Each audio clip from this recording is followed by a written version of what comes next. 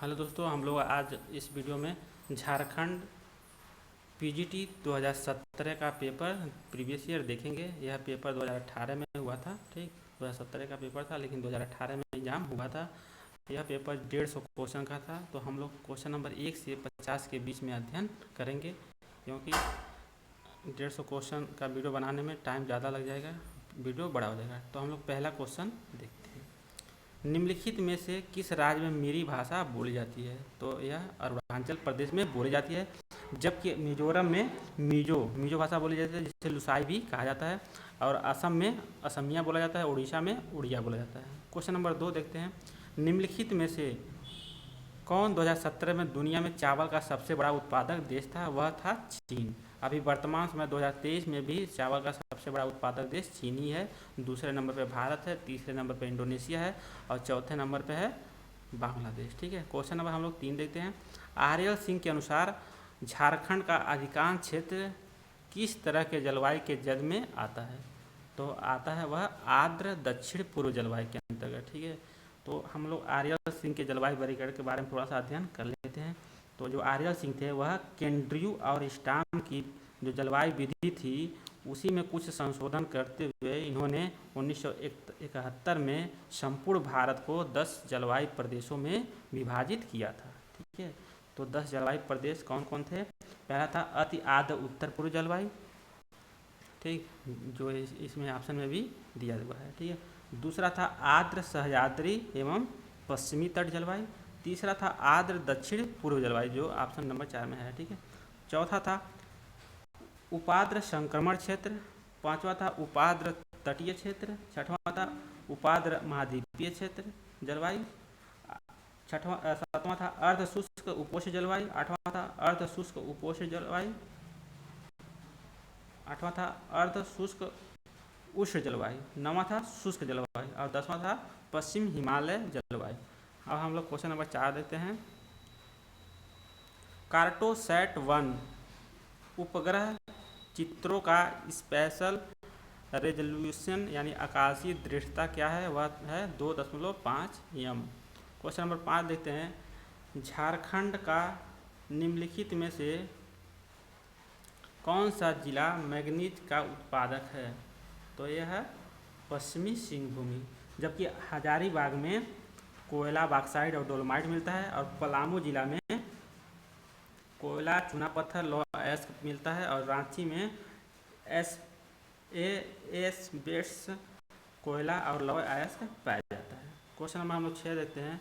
विद्युत चुंबकीय विकिरणों यानी EMR का नियर यानी नज़दीकी इंफ्रारेड बैंड किसके बीच होता है? तो होता है 0.7 से 1.3, ठीक है, UM के भी होता है।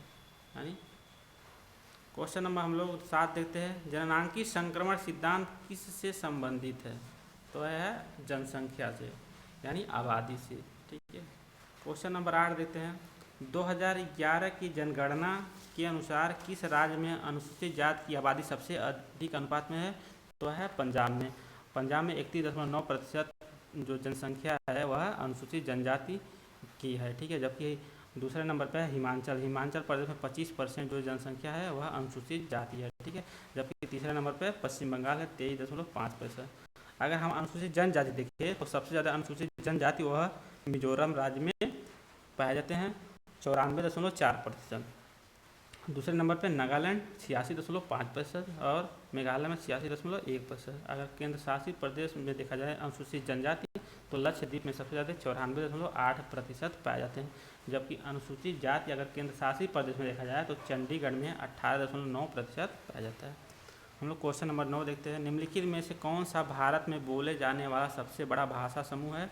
तो वह है इंडो आर्यन भाषा समूह। दूसरे नंबर पर है द्रविड़ भाषा समूह। ठीक है, इंडो आर्यन जो भाषा समूह के लोग हैं वह 73% के लोग हैं। ठीक है, जबकि द्रविड़ भाषा समूह के अंतर्गत 20% के लोग हैं। ठीक, और आस्ट्रिक भाषा समूह के अंतर्गत 1.38% हैं और चीनी तिब्बतीय भाषा समूह के भी 0.85% हैं। क्वेश्चन नंबर 10 देखते हैं। द ग्रेट बेसिन डेजर्ट यानी रेगिस्तान किस देश में स्थित है? तो वह संयुक्त राज्य अमेरिका में स्थित है, जबकि पश्चिम बंगाल में नामीब मरुस्थल है और कनाडा में कारक्रास मरुस्थल है, जबकि ऑस्ट्रेलिया में ग्रेट सैंडी, ग्रेट विक्टोरिया मरुस्थल पाए जाते हैं। और भी मरुस्थल आप लोग देख लें। क्वेश्चन नंबर क्या है, निम्नलिखित में से कौन सा 15 सेंटीमीटर को 45 किलोमीटर के बराबर बताने के समान है? तो वह है 1:3 लाख। ठीक है। क्वेश्चन नंबर 12 देखते हैं, रिवर बेसिन का ड्रेनेज घनत्व क्या होता है? तो वह होता है रिवर बेसिन का ड्रेनेज घनत्व बेसिन क्षेत्र द्वारा विभाजित धाराओं की औसत संख्या होता है। क्वेश्चन नंबर 13 देते हैं, भारत में सबसे कम वार्षिक वर्षा कहाँ होती है? तो वह होती है लद्दाख। लद्दाख जो है अब जम्मू कश्मीर में नहीं है, वह लद्दाख से अलग एक केंद्र शासित प्रदेश बन गया है। अब हम लोग देखते हैं यहाँ लद्दाख में कितनी बारिश होती है, 0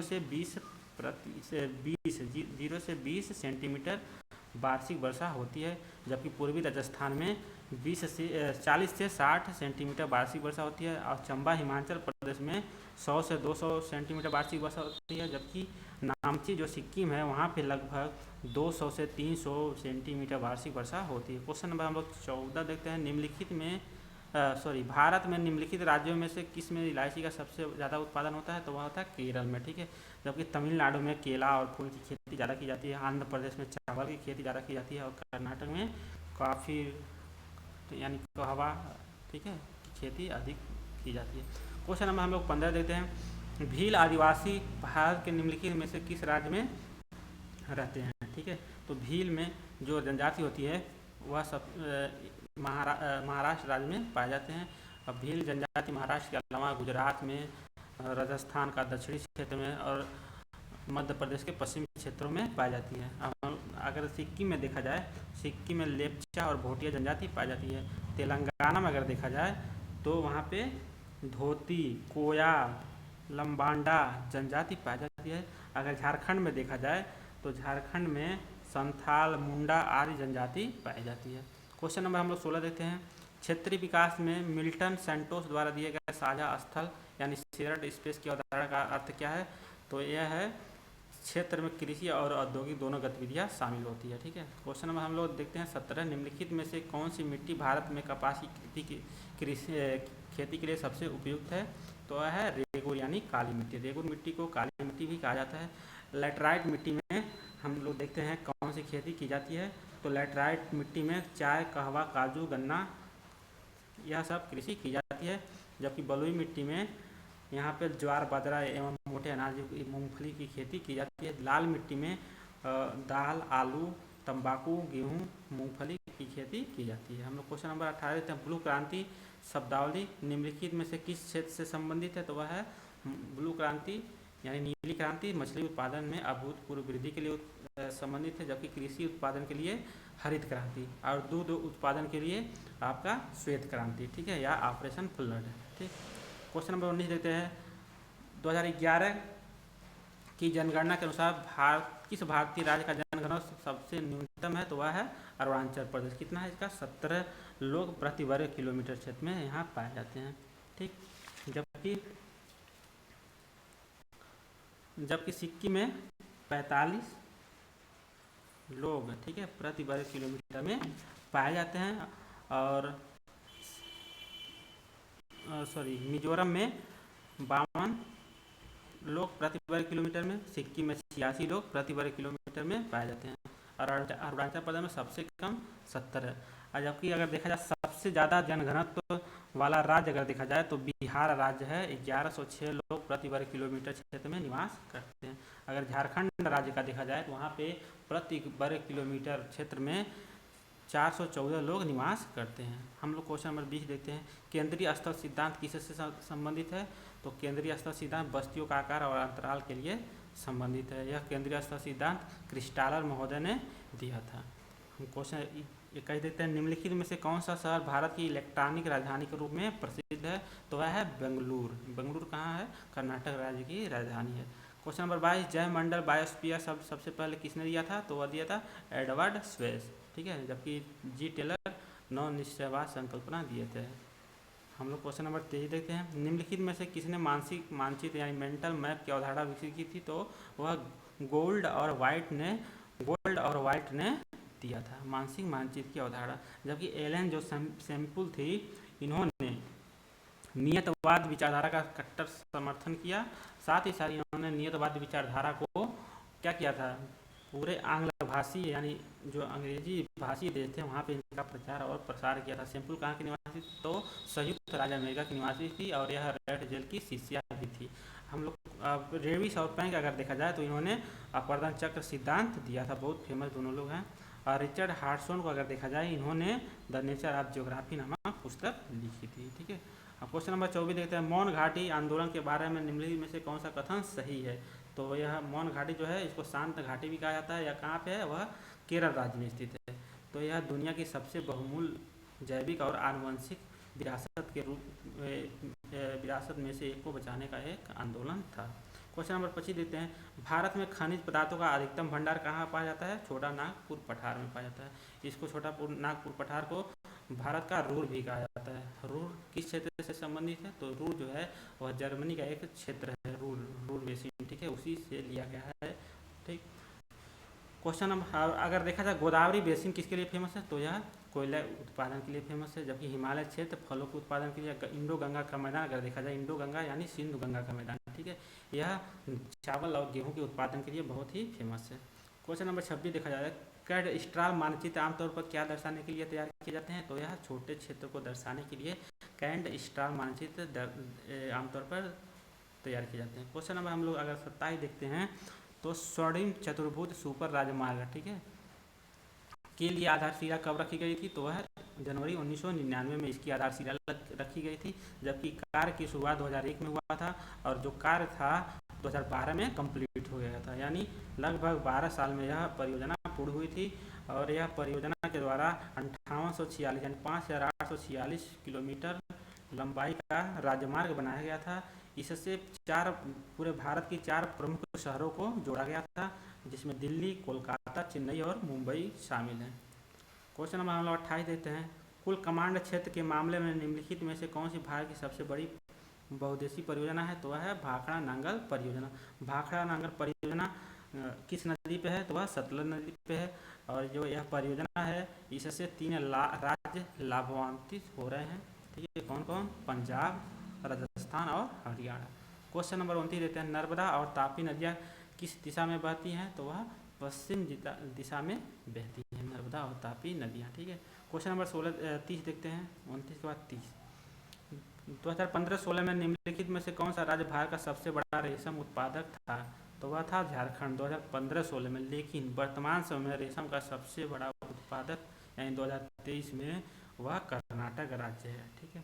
क्वेश्चन नंबर 31, हार्टलैंड सिद्धांत यानी हृदय स्थल सिद्धांत किसने प्रस्तुत किया था, तो वह जॉन मैकिंडर ने प्रस्तुत किया था, ठीक है, जबकि डेविस महोदय ने अपर्दन चक्र दिया था।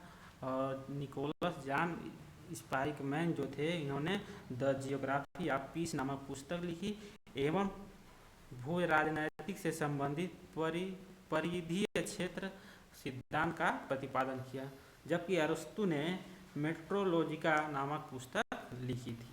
क्वेश्चन नंबर 32 देते हैं, 2011 की जनगणना के आधार पर जनसंख्या के घनत्व में 2011 की जनगणना के आधार पर जनसंख्या के घनत्व में झारखंड राज्य का देश में कौन सा स्थान था, तो वह था 14वां स्थान था।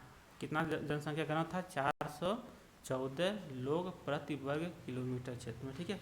क्वेश्चन नंबर 33, अंतः संबंधित खाद्य श्रृंखलाओं के एक समूह को किस रूप में जाना जाता है, तो उसको कहते हैं फूड वेब के नाम से जाना जाता है। स्वपोषी क्या होते हैं, वह, ठीक है, जीव जो अपना भोजन स्वयं बना लेते हैं। परपोषी यानी जो दूसरों पे निर्भर होते हैं। और स्थूल उपभोक्ता यानी वो अपघटक को कहा जाता है। हम क्वेश्चन नंबर 34 देते हैं, मर्केटर प्रक्षेपण में किसका प्रयोग किया जाता है, तो मर्केटर प्रक्षेपण से पथ प्रदर्शन किया जाता है, ठीक है। क्वेश्चन नंबर 35 देखते हैं, निम्नलिखित में से किस प्राकृतिक समुद्री बंदरगाह में मसालों एवं चाय, कॉफी, नारियल का तेल निर्यात किया जाता है, तो यह कोच्चि बंदरगाह से किया जाता है। जबकि विशाखापत्तनम से अगर देखा जाए तो लौह अयस्क का निर्यात किया जाता है। चेन्नई से लौह अयस्क के अलावा ग्रेनाइट, उर्वरक और ऑटोमोबाइल का निर्यात किया जाता है। कांडला बंदरगाह जो गुजरात में स्थित है, यहाँ से मैग्नीज, अनाज और कपड़ा आदि का निर्यात किया जाता है। जबकि खनिज तेल एवं भारी मशीन का निर्यात आयात दूसरे देशों से किया जाता है।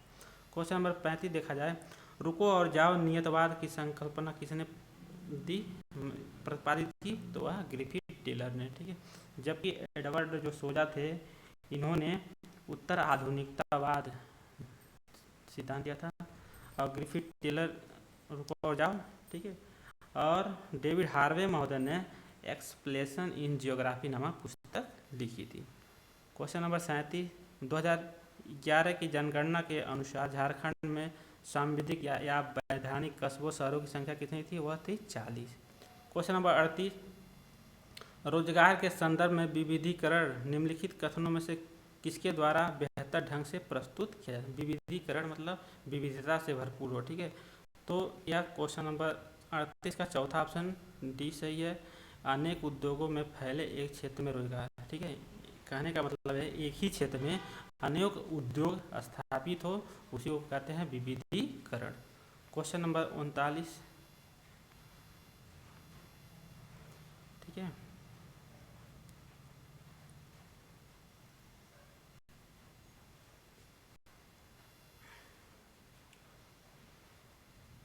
क्वेश्चन नंबर हम लोग देखते हैं 40, एक भित्ति जो सीधे एक द्वीप या महाद्वीप के किनारे से जुड़ी होती है उसे क्या कहा जाता है? उसको कहते हैं तटीय भित्ति।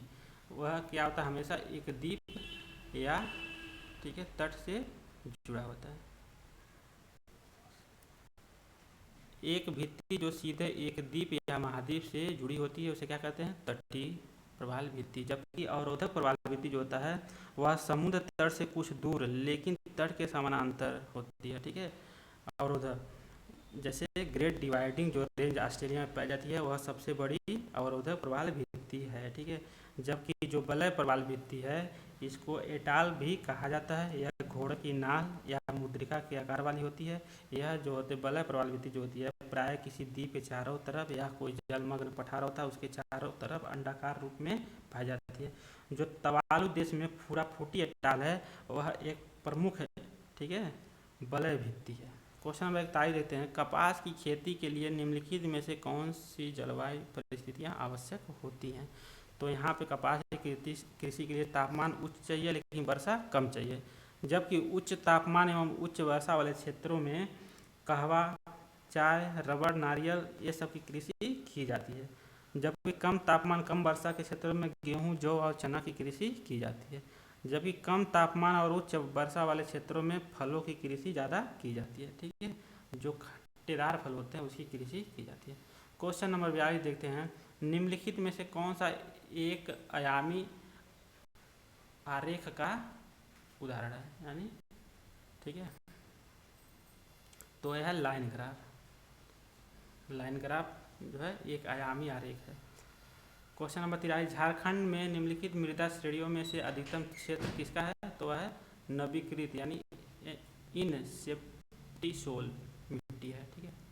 तो यह क्वेश्चन नंबर 44 अब देखते हैं। 2014-15 में भारत का कुल आयात मुख्य रूप से किस देश से था?